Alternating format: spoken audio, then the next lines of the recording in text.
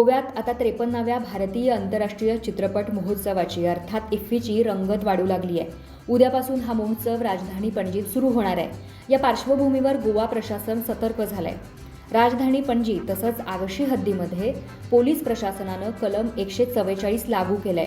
हा नियम 19 नोव्हेंबर म्हणजेच आजपासून 28 नोव्हेंबरपर्यंत लागू असणार आहे. हे नियम लागू करण्याचा हेतू म्हणजे आंतरराष्ट्रीय चित्रपट महोत्सवाच्या पार्श्वभूमीवर सार्वजनिक ठिकाणी शांतता सुव्यवस्था राखण्यासाठी प्रतिबंधात्मक उपायांचा अवलंब करण्यात यावा, यासाठी हे नियम लागू करण्यात येत आहेत.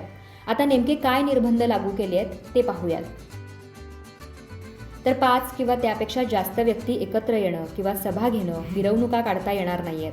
लाठी, तलवारी तसंच खंजीर किंवा भाले, बंदूक यासारख्या वस्तू किंवा शस्त्र बाळगण्यासाठी निर्बंध लागू असणार आहेत. तसंच लाऊडस्पीकरचा वापर करण्यास निर्बंध असणार आहे. कोणत्याही कार्यक्रमांमध्ये घोषणाबाजीला निर्बंध लागू असणार आहे. पणजी पोलीस ठाण्याच्या हद्दीत तसंच ज्या ठिकाणी इफ्फी महोत्सव होत आहे त्या ठिकाणी तसंच सार्वजनिक ठिकाणी व्यक्तिगत कार्यक्रमांचं आयोजन करता येणार नाहीये. मात्र लग्न, अंत्ययात्रा किंवा विशेष कार्यक्रम असेल तर हा नियम लागू असणार नाही. मात्र इतर व्यक्तिगत कार्यक्रमांना निर्बंध घालण्यात आले आहेत.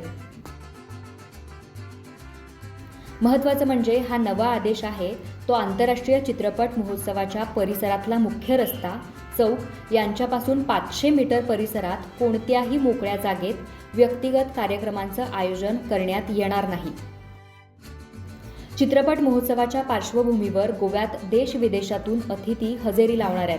त्यामुळं महोत्सवाच्या पार्श्वभूमीवर कोणत्याही अनुचित प्रकार घडू नये या उद्देशानं हे निर्बंध घातले गेल्याचं पणजी पोलीस प्रशासनानं सांगितलंय.